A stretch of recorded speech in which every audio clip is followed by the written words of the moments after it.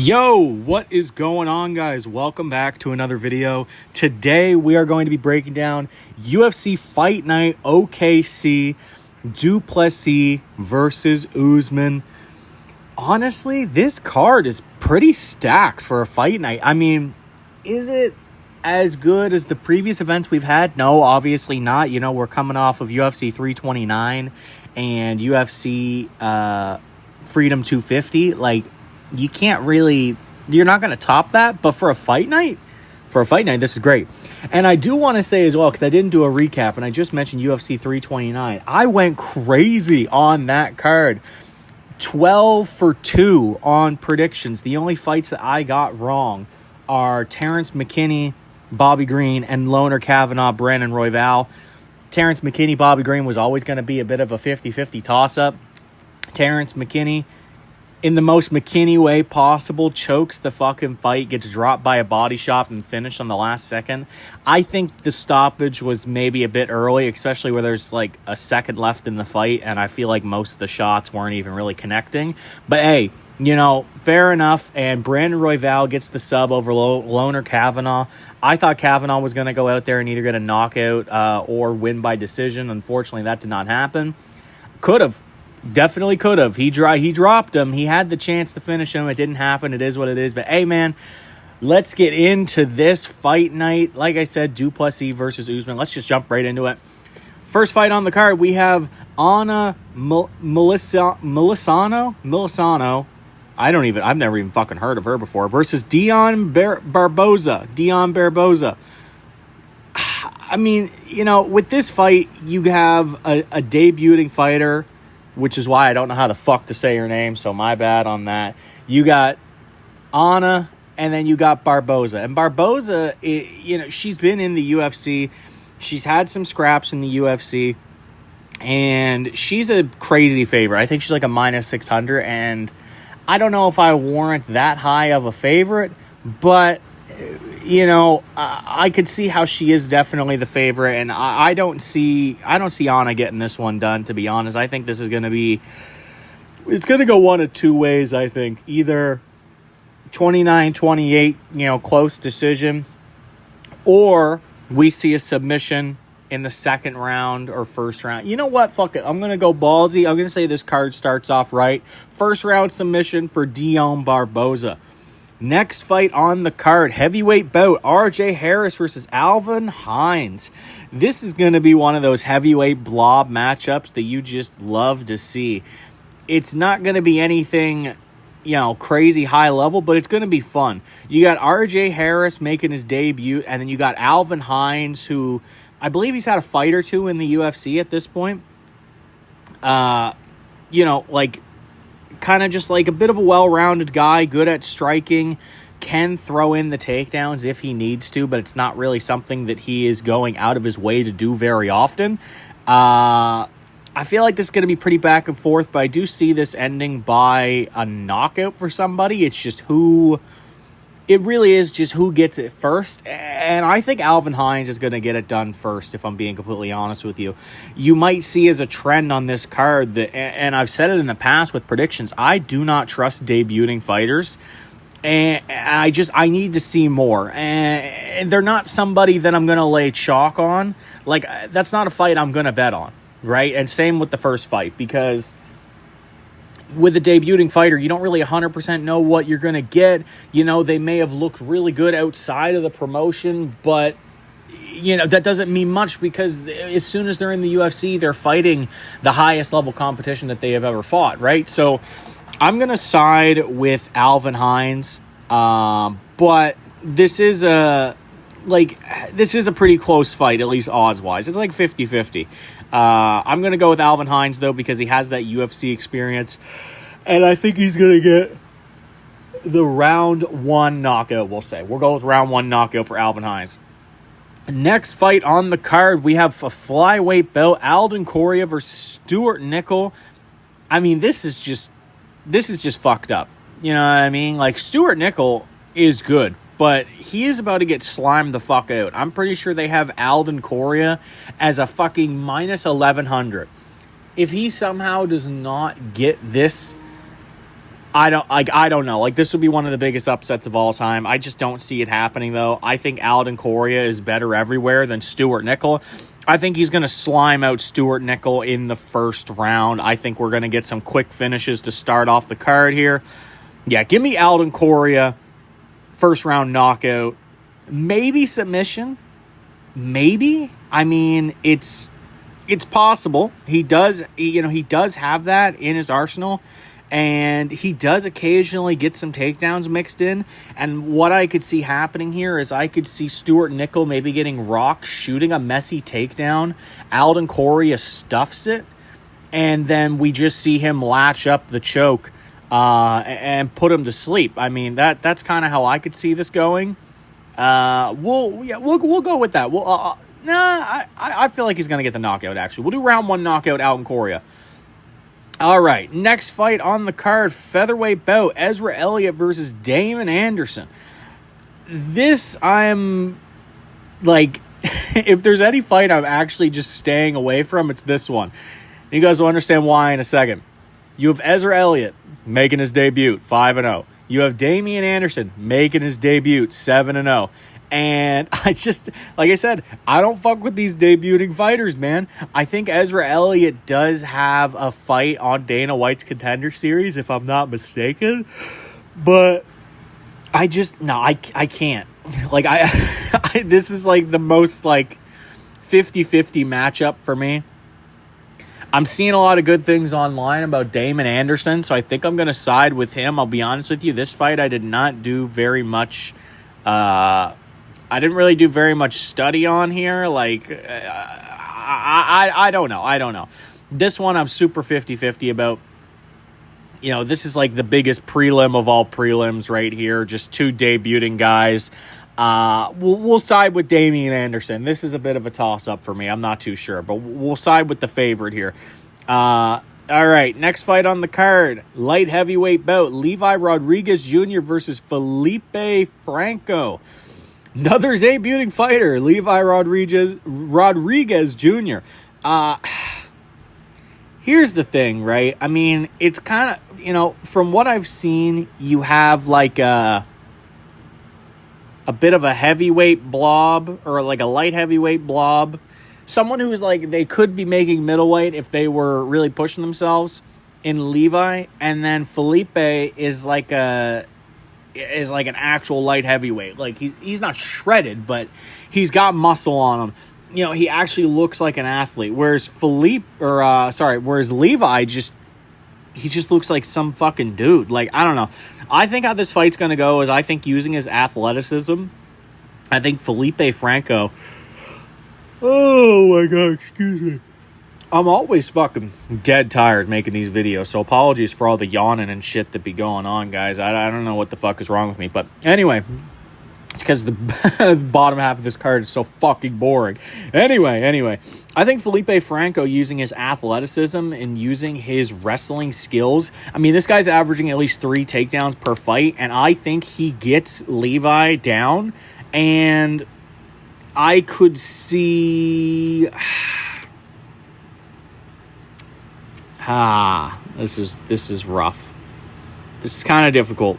I feel like this is going to be a decision. I feel like Felipe Franco is going to get him down. He's going to try and go for some submissions, but because it's it's a bit of a heavier weight class, I think it's going to be a little slower, a little more predictable.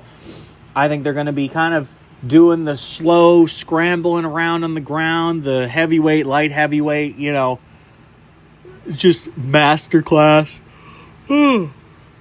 where, it's just a little back and forth. Like, Felipe Franco has the advantage, but is not like getting the sub. And I could even see them standing it up. And then, Felipe clinches up with Levi. And I kind of think this fight's going to be a little boring based on their fight styles. Like, I've seen Levi Rodriguez Jr., and he's good, but I just think, you're debuting, you're going up against someone who is a good wrestler, decent in striking, pretty defensively sound, could either win by KO or submission.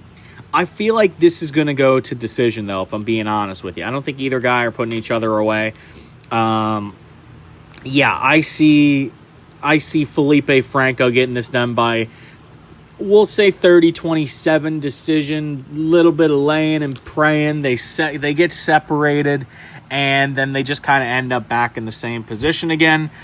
We'll see where that goes. I'm a little uncertain about that fight as well, just because it is another debuting fighter. But we'll go with Felipe Franco. Next fight on the card, welterweight bout, Jean Paul versus Seokyoung Ko. Seokyoung Ko. Look, I really want to pick.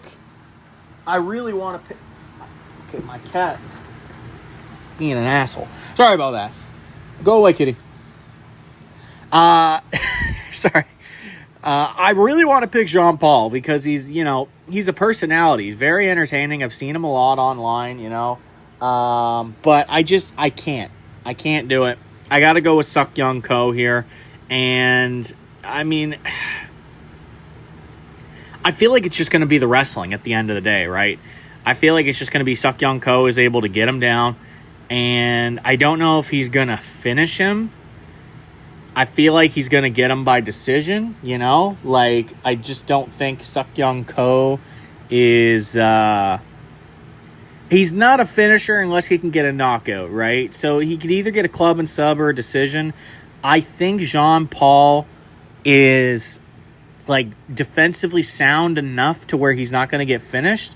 And so I kind of see this being Seokyoung Ko threatening submissions, holding them down, hitting some little pitter-patter shots on the ground, and winning this fight by decision. He is the favorite. It's a 2-1 favorite, and I could see it's possible that Jean Paul gets it done. It's not impossible, but I just don't see it happening personally.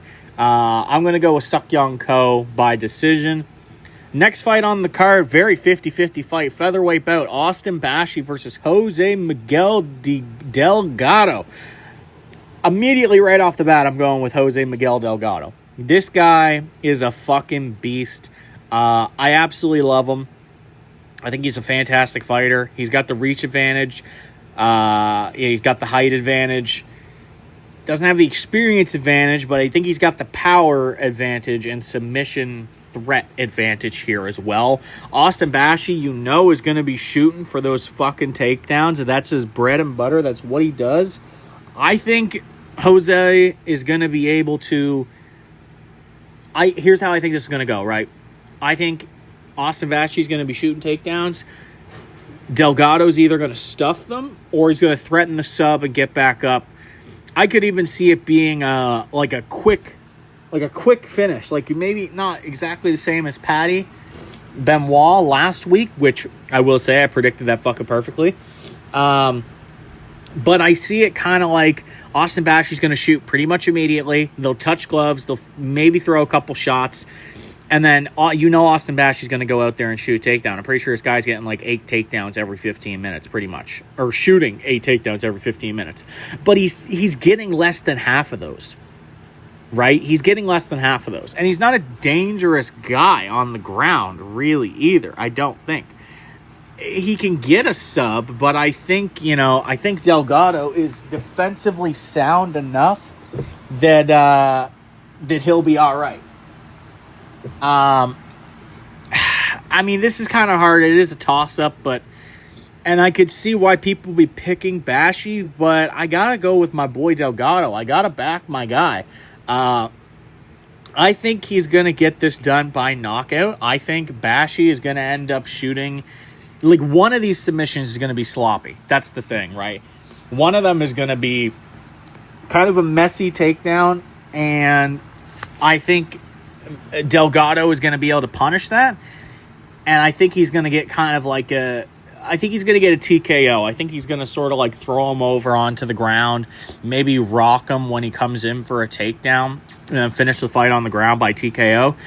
We'll go Jose Miguel Delgado, round 2 knockout. Going on to the main card, going on to the main card. Tommy McMillan versus Alberto Montez. I want to pick Tommy McMillan. I really do. I really do. But, like, well, I was going to say, where is he better? And I'm going to look at the stats here for this fight. And I know Tommy McMillan has, I think he's only had 2 fights in the UFC. But, like, this one I'm so fucking tossed up about. I mean, he's a 6-foot-tall featherweight. Montez is 5'7", right? So he's got like a 5-inch reach advantage. He's got the leg reach and the arm reach advantage. He's got the striking advantage. He's similar in submissions. I'm going to go with Tommy McMillan as much as my gut is telling me I shouldn't.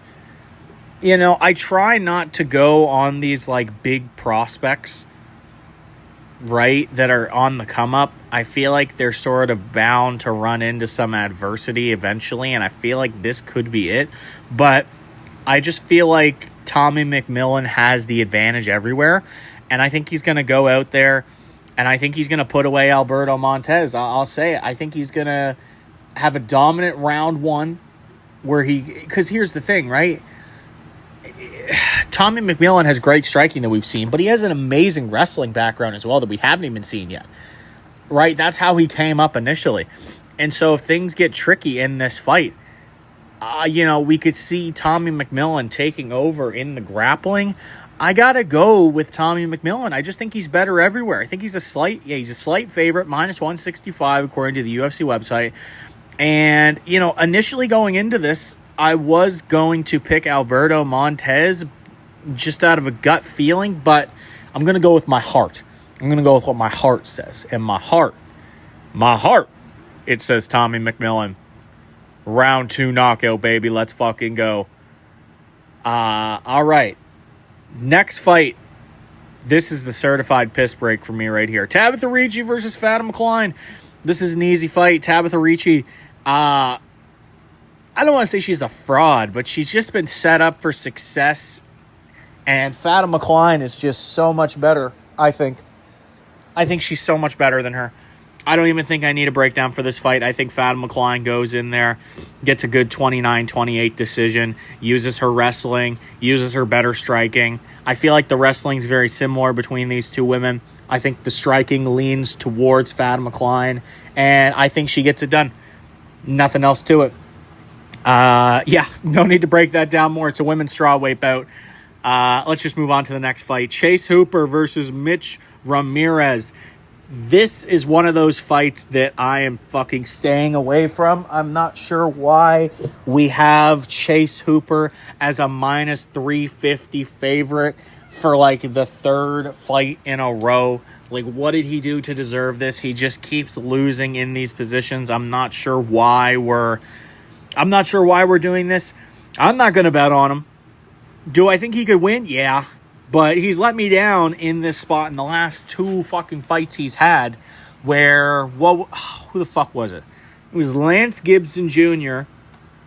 and Alex Hernandez, I believe. Put him away both times. And here again, you have Mitch Ramirez, who is another great striker. Right, it's the same fucking thing. He has like 65% of his wins by knockout. And yeah, he only has like 8 wins. But like, Chase Hooper's striking just fucking sucks. This is like the biggest red flag of a fight, I think, out here. I would not bet on this fight at all, personally. And I'm not going to. I'm going to go with the upset. I'm going to go with Mitch Ramirez, but I'm not confident on that because we could just see Chase Hooper just laying and just stalling out the fight, honestly. Like, I feel like he's smart enough to learn from his previous fights where he has gotten finished, where he needs to get it to the ground quicker. And, I mean, the thing is, Mitch Ramirez doesn't really have great takedown defense. He's not shooting takedowns. He's not really getting a lot of submissions. So, okay, I'm changing my mind again. I can't just pick against Chase Hooper because I don't trust him. I do see him winning in this spot on this fight. All right. What I wish he wasn't such high of a favorite because it really does not bring me any confidence, even though it should. I'm going to go with Chase Hooper getting this done by submission. I'm just kind of looking over the stats again, and like Mitch Ramirez just is not defending takedowns very well. Chase Hooper's threatening submissions pretty often, and I just think it's going to be an experience difference at the end of the day. Chase Hooper has twice the amount of professional MMA fights as Mitch Ramirez, and I think he's going to go out there.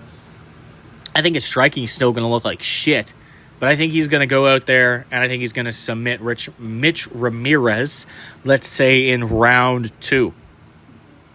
Not confident about that. Like I said, do not bet on that fight. I'm not betting on that fight. I'm staying away from that completely. This card just does not feel like a great card to be betting on. Last card, fantastic, because you had a lot of big names and a lot of high-level fights that you could see really going one way, at least to me. This fight card, yeah, I don't know, man. I don't know what kind of money is meant to be made here. But anyway, co-main event middleweight bout, Jared Cannonier versus CLD, Christian Leroy Duncan. Here's the thing about this fight, right? Like, this is another one of those matchups where it's like your heart wants one thing, but your gut is telling you another. My heart wants to pick Jared Cannonier, because honestly, I haven't been all that impressed with CLD from what I've seen. But brother's like 40, all right? Jared Cannonier's like 40 years old, okay? I can't pull myself to pick him, unfortunately. I think CLD is going to be doing some flashy shit. He's the faster, more youthful fighter. I think he gets knockouts more often than Jared Cannonier. You know, we've seen Jared Cannonier get finished in the past. He's slowing down. He's still dangerous, but he's slowing down. I don't think Unk's got it. I don't see this fight getting finished.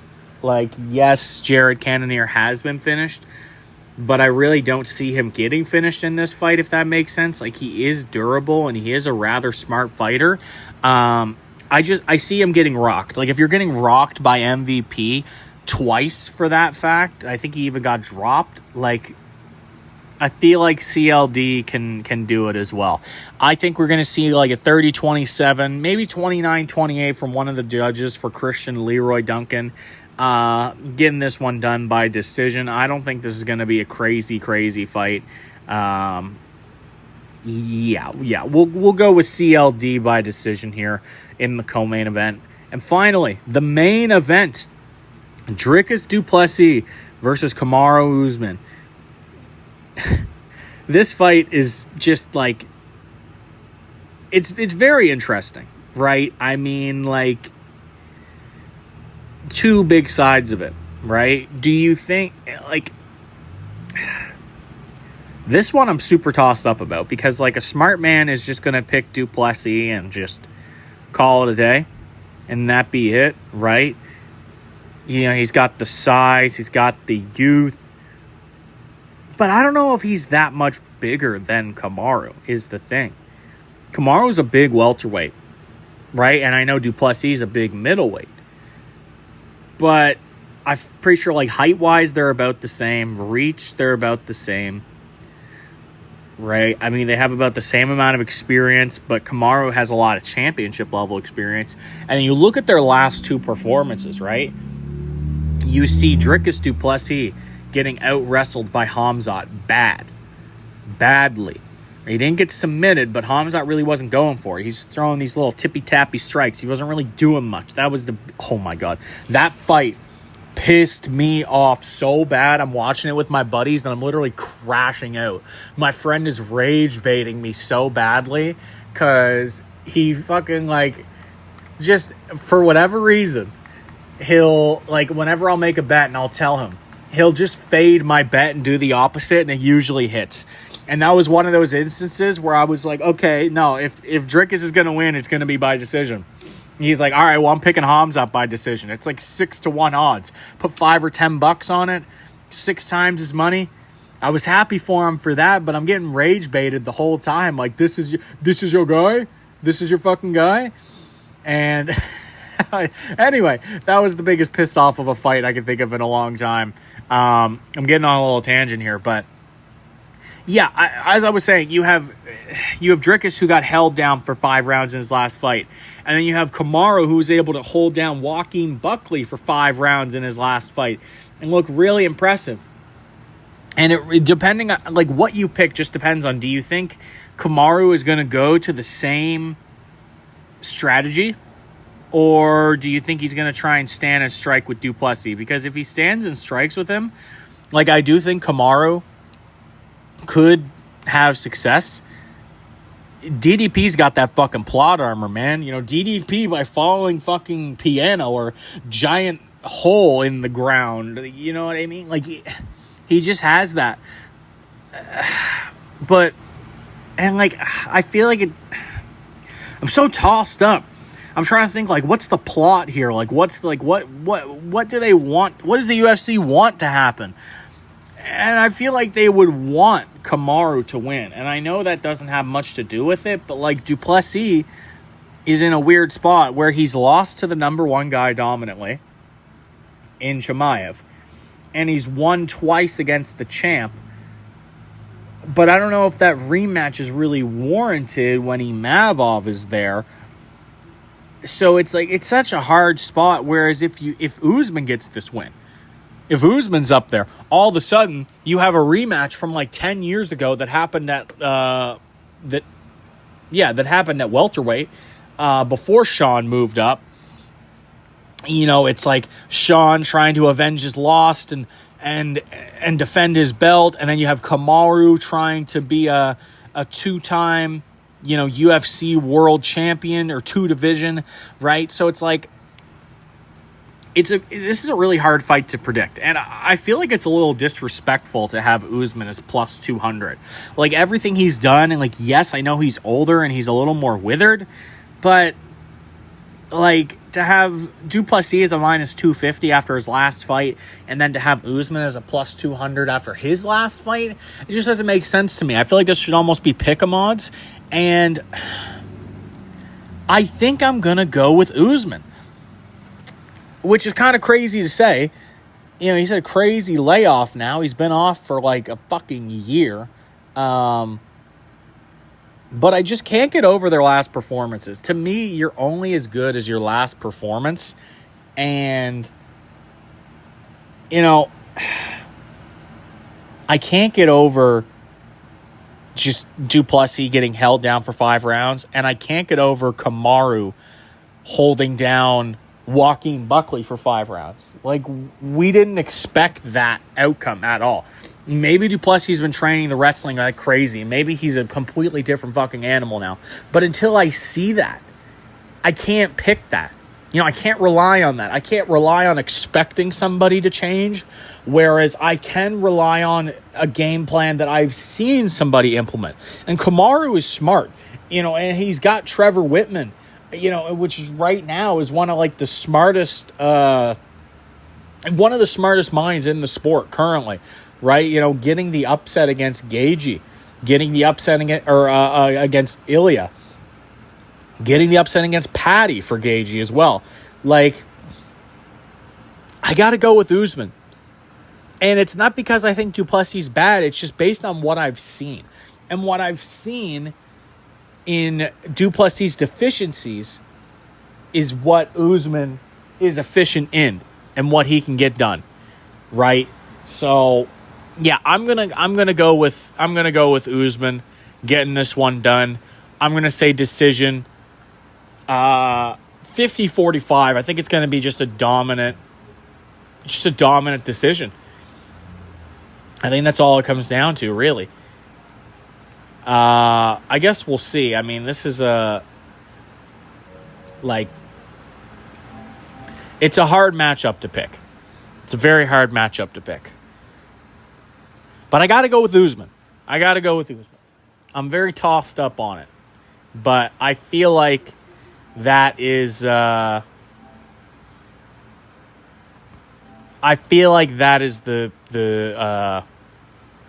right way to go about it. You know,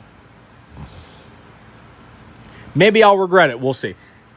maybe I'll regret it. But those odds are looking juicy. I'm sorry, I'm not I'm not being like super in depth right now or like super like on the ball because I'm just thinking so much about this fight, and it just like I don't know. I lean towards Usman, but I can see DuPlessis getting it done. It's almost one of those fights I want to fence it, but I'm not gonna. I'm gonna go with Kamaru Usman, 50-45, dominant decision, getting his wrestling on. That's it. All right, I'm calling that there. I'll stop fence sitting it. But hey, anyways, guys, let me know what you guys think in the comments down below. Hopefully we can have another great week. Like I said, I went fucking 12-2 last week on the UFC event. I'm feeling fucking good. I don't feel as confident about this compared to last week's. But my God, I cooked up a nice little parlay last week, made a little money, had a good time. Damn shame about that McGregor fight. But what do you expect from the old man? Right? I mean, like, it's not surprising. It's just unfortunate. But, hey, let me know what you guys think of the card. Let me know what you guys think of the predictions. And, yeah, I will see you guys in the next video. Peace out.